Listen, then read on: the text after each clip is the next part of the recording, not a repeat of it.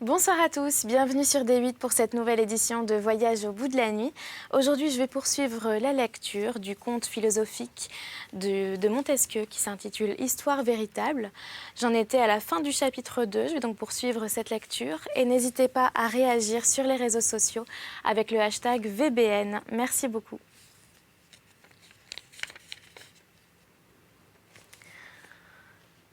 Mais quand on venait me parler des affaires publiques, il faut avouer que j'étais dans mon fort. Je me séparais de la compagnie par un air réservé. Je prenais un visage dont les plis servaient de barrière contre la curiosité. Au lieu de cette abondance qui m'était ordinaire, je n'employais plus que quelques monosyllabes. Et il n'y avait personne qui ne comprit qu'on ne pouvait sans indiscrétion interroger un homme comme moi. Étant né en Sicile, j'y acquis une grande considération. J'entrais dans le monde avec un aussi bon estomac comme qu'il y eut à la cour et à la ville. Cette bonne qualité me donna la réputation d'homme aimable et me procura d'illustres amis. Je fis mon chemin à la guerre. Quand je dînais ou soupais, je mangeais toujours de la même force. On se doutait même que j'avais quelque esprit et que j'aurais décrié les femmes et frondé les ministres, tout comme les autres si je n'avais pas été occupée à couper ou à avaler. Mon estomac s'affaiblit. Et l'on s'aperçut bientôt que je n'étais plus de si bonne compagnie. Mais ce que je perdis du côté de la force, je le regagnai d'ailleurs. Et je me rendis célèbre par la délicatesse de mon goût. Dans chaque maison, je faisais des dissertations avec le maître d'hôtel. Si un ragoût était mauvais, je lui en donnais la cause physique, et j'ajoutais la raison pourquoi il n'était pas si mauvais. S'il était bon, je lui disais comment il aurait pu être meilleur. Je le battais dans tous ses subterfuges, et je l'obligeais à la fin à m'approuver. Quand je revenais avec les convives, je redisais ce que je venais de dire, ou je reprenais quelques vieilles histoires, ou certains propos familiers. Je donnais des raisons du petit nombre de gens aimables dans l'âge présent. Je comparais les débauchés anciens avec les débauchés modernes. Je trouvais les premiers plus forts et les seconds plus affadis par la galanterie. Je me plaignais de l'éducation prise dans les ruelles et de la proscription des cabarets. Chapitre 3. Ce que vous avez dit est vrai. Je dois le croire parce que vous êtes d'honnêtes gens. Mais si par hasard vous étiez tous deux fous, cela ne serait pas vrai.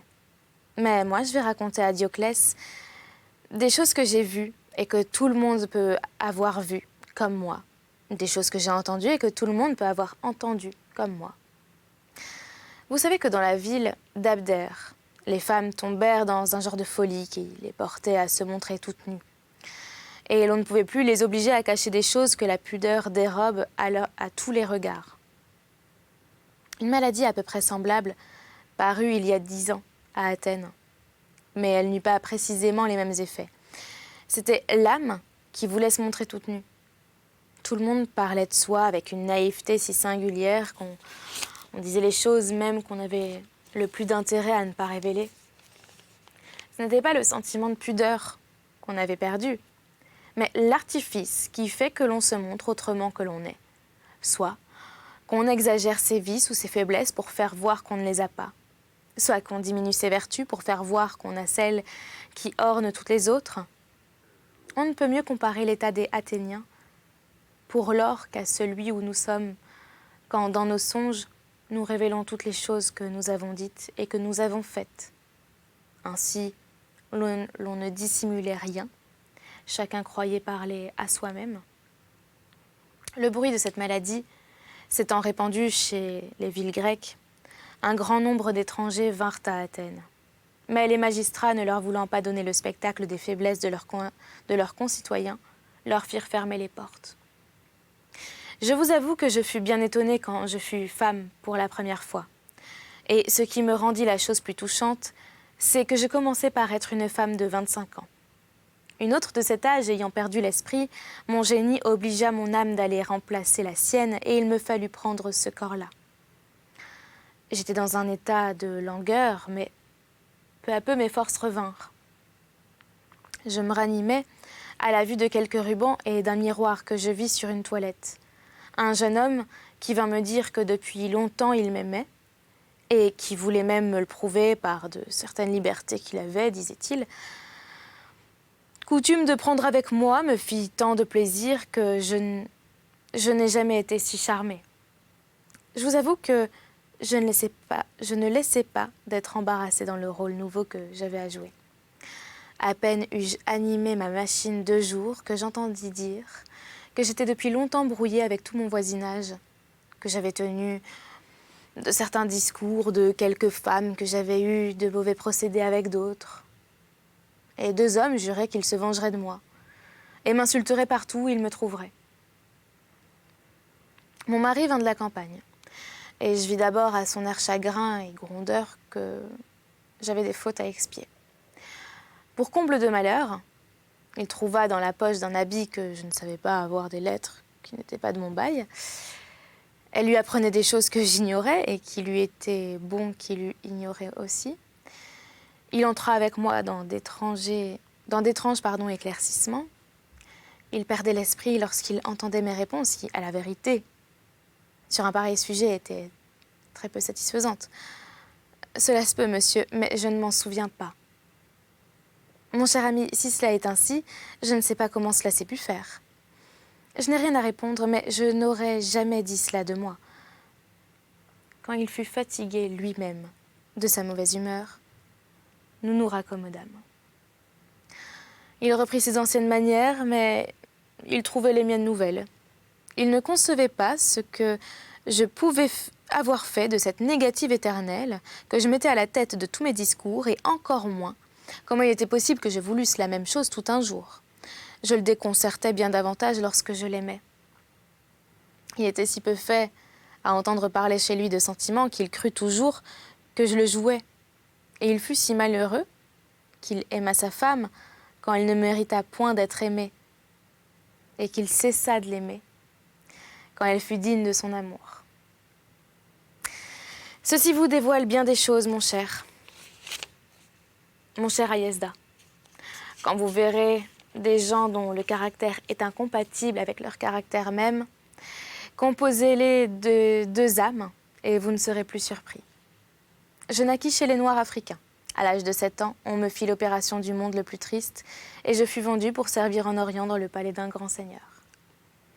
Je montais de degré en degré au rang de premier eunuque. Rien ne me fut caché. Tous les trésors étaient prodigués à ma vue, j'étais dédaignée par la pudeur même. Une de ces femmes, mais mon secret ne m'échappa jamais, sut me charmer. Il fallait pour lui plaire vanter sa beauté à son maître et le mien. Je sentais mon cœur se déchirer.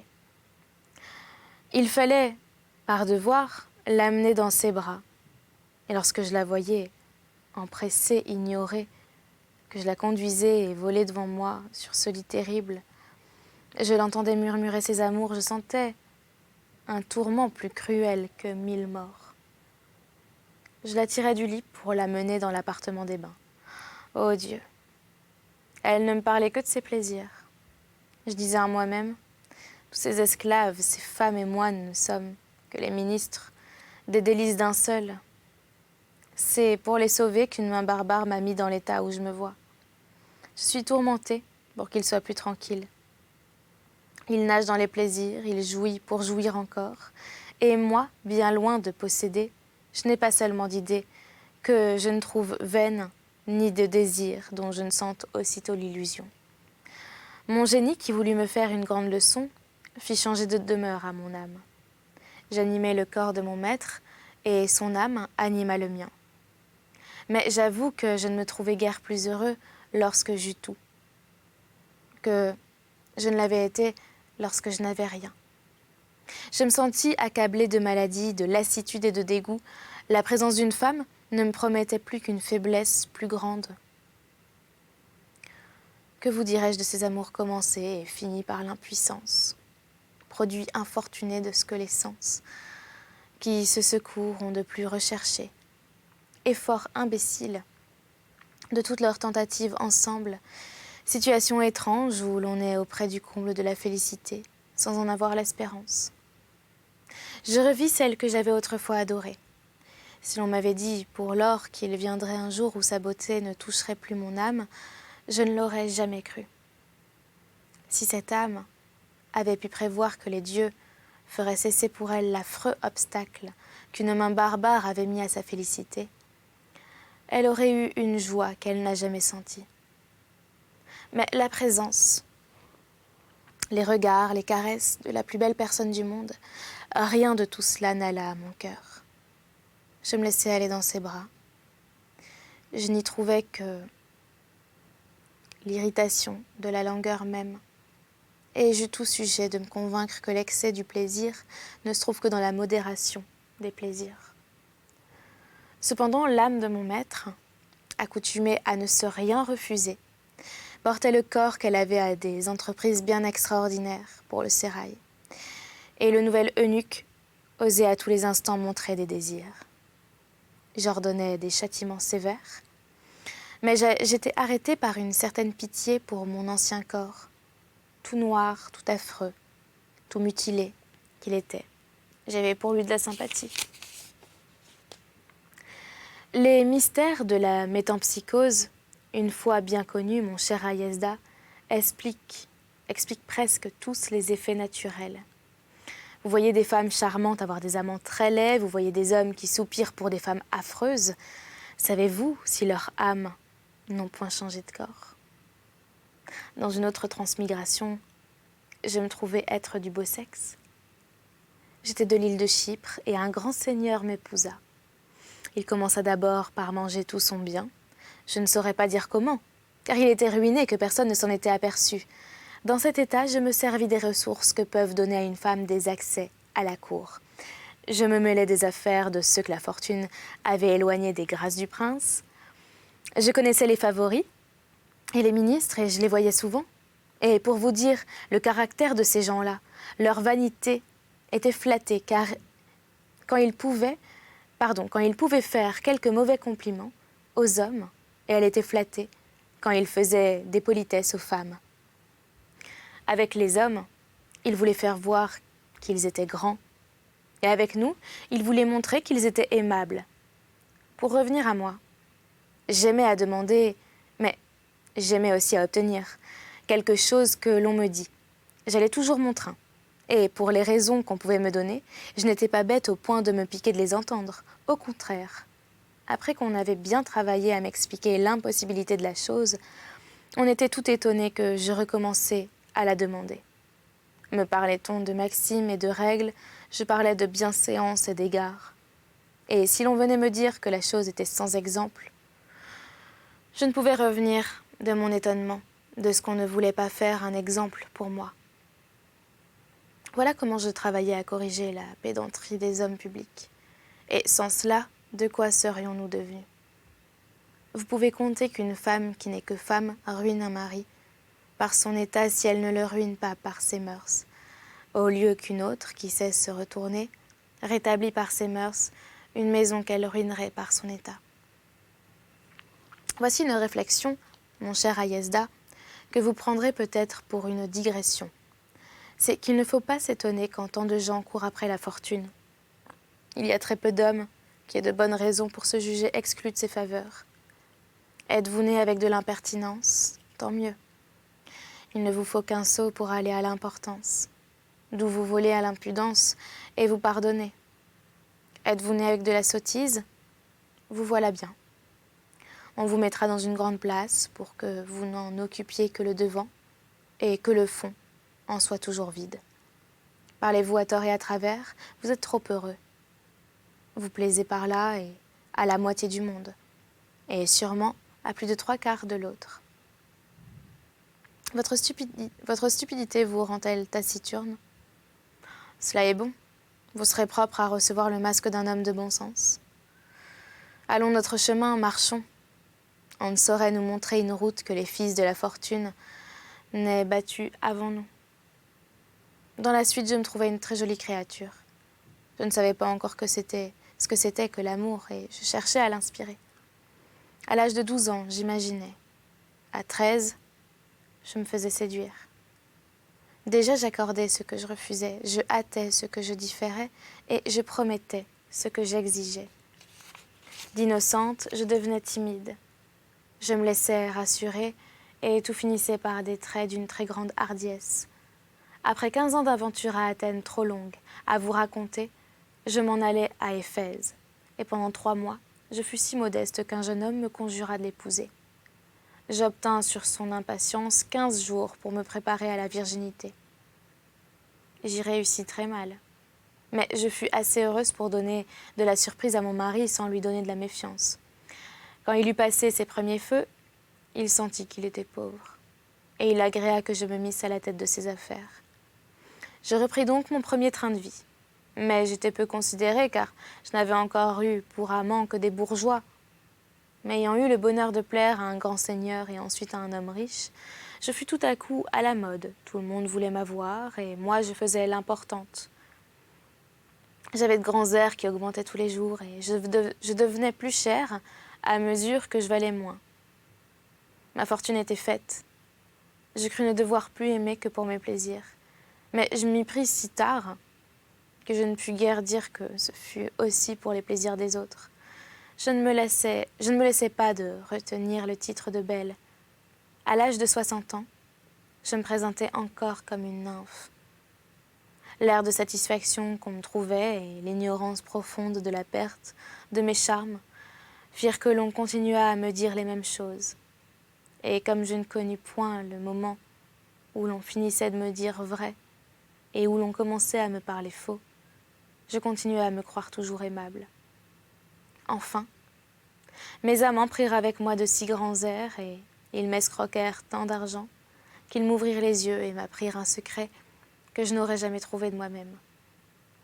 Je fus si heureuse que je ne sentis presque la nécessité de vieillir que lorsque j'éprouvai celle de cesser de vivre. J'ai été si souvent femme et si souvent homme à Yesda que je suis plus en état que Tirésie de dire lequel des deux sexes a l'avantage. Je connais au juste le fort et le faible de l'un et l'autre. Je vous dirai seulement que lorsque j'étais femme, je m'imaginais que j'étais née pour faire le bonheur de tous les hommes que je voyais. Il me semblait que j'animais toute la nature et qu'on recevait à la ronde des impressions de moi. Enfin, je voyais que les dieux avaient mis tout leur trésor et toute leur perfection entre mes rideaux. J'avais le souverain plaisir que donne la vanité avec celui que je partageais. Je fus femme encore en ayant plu à beaucoup de monde. J'eus tant d'aventures et tant de façons que la famille de mon mari, qui était des plus obscures, commença à être connue. Je ne puis pas dire que j'eusse donné à mon mari l'estime publique, mais seulement une espèce de considération que je ne saurais bien définir, car elle semble être opposée à la considération même. Ma mère, qui m'aimait beaucoup, me disait toujours « Ma chère enfant, laissez-les parler ». Mettez-vous bien dans l'esprit que l'obscurité est tout ce qu'il y a de pis dans ce monde-ci. Fuyez-la. Quand on n'en peut pas sortir par des vertus, il faut en sortir par de certains vices, ou au moins par de certains ridicules. Sachez que le dernier degré de bassesse est d'être d'une famille où personne n'a seulement été en état de recevoir des mépris distingués de la part du public. Dans une autre vie, je fus à un financier, c'est-à-dire que je fus à lui, après avoir été à beaucoup d'autres. Et cet homme qui n'avait aucun usage du monde me demanda d'abord de la façon la plus grossière et la plus plate si j'avais... Il voulait parler de cette fleur que le peuple cherche, que les honnêtes gens supposent toujours. Et c'est là-dessus que nous allons arrêter cette lecture pour aujourd'hui. J'espère que vous l'avez appréciée. N'hésitez pas à réagir sur les réseaux sociaux avec le hashtag VBN. Je vous souhaite une très bonne nuit ou une très bonne journée et à bientôt.